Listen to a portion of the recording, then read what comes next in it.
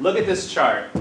The figures show percent changes in maternal mortality over a century-long period starting in 1784.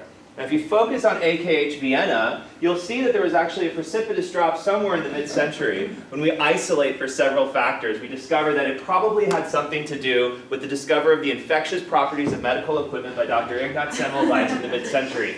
This had a major effect on women everywhere. That opening was just awful. I started tuning Garrett out probably within the first few seconds of his speech, and I'm guessing most of you did too. So why are openings so important? Well, it turns out multiple studies have shown that we have about 10 seconds to make a good first impression.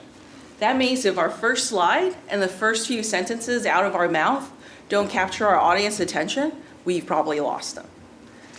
Now, in Akash Karia's book, How to Deliver a Great TED Talk, he suggests 3 techniques to open your speech to capture your audience's attention. Now, one technique is to open with a story. Melody Hobson started her TED Talk with a story about being mistaken for a server at an event in which she was a panelist. Our brains are wired for storytelling. And so when we hear a story, we create a connection between us and the speaker, and it makes that speech that much more memorable for us. Another technique is to begin with a quote. Elizabeth Pisani started her TED Talk with the quote, "People do stupid things." That's what spreads HIV. The quote was short, relevant, provocative, but not one that's been overused.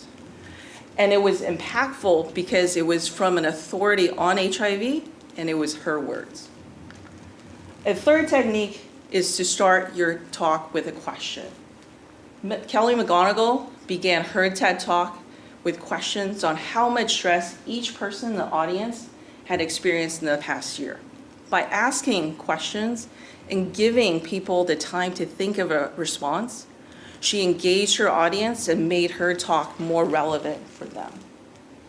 Now, you don't need to utilize all of these techniques in your speech, but incorporating just one of these elements into your talk will help you capture your audience attention and make it more memorable, impactful, and engaging from the start.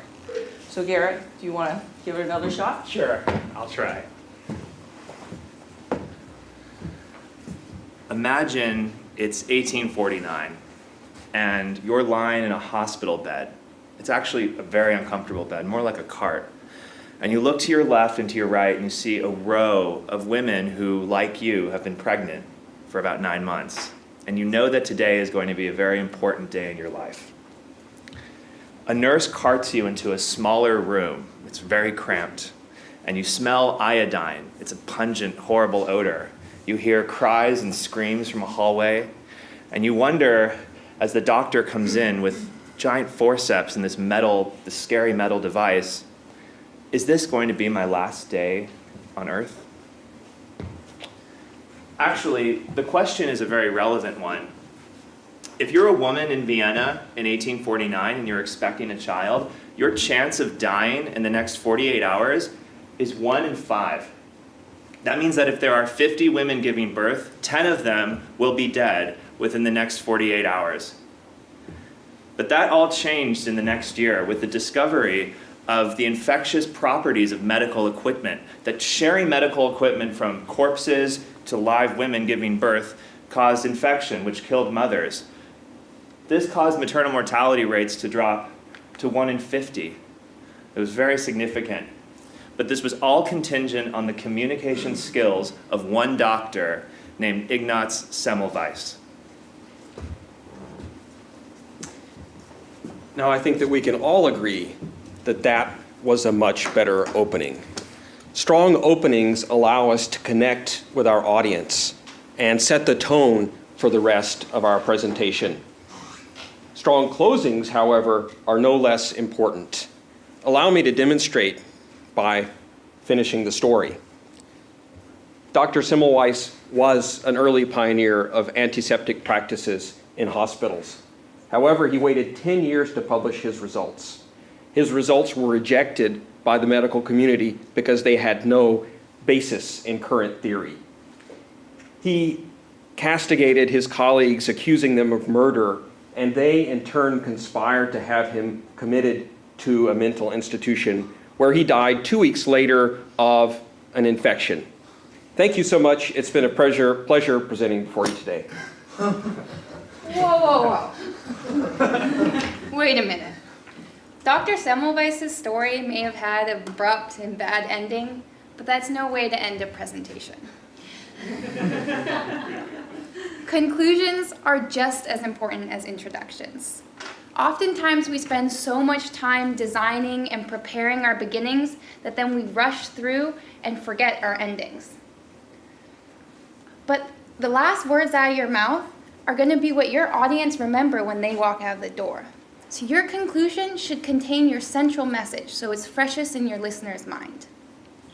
In his book, Karya also gives us 3 techniques we can use to end presentations effectively.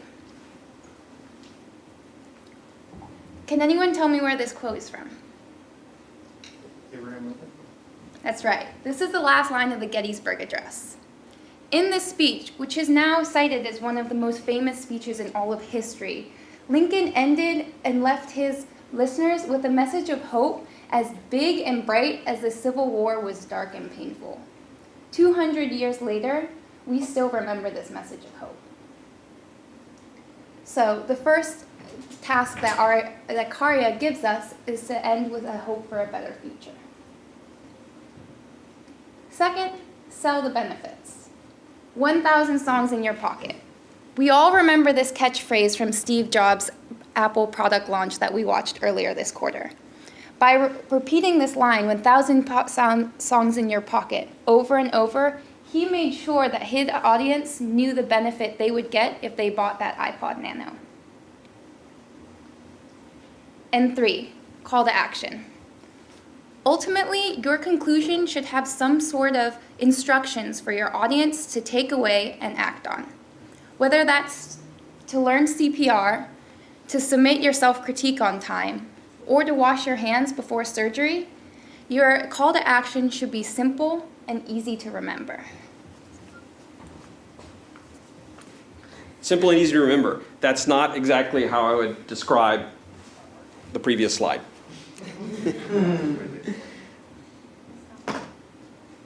When I say the words business presentation, what connotations come to mind?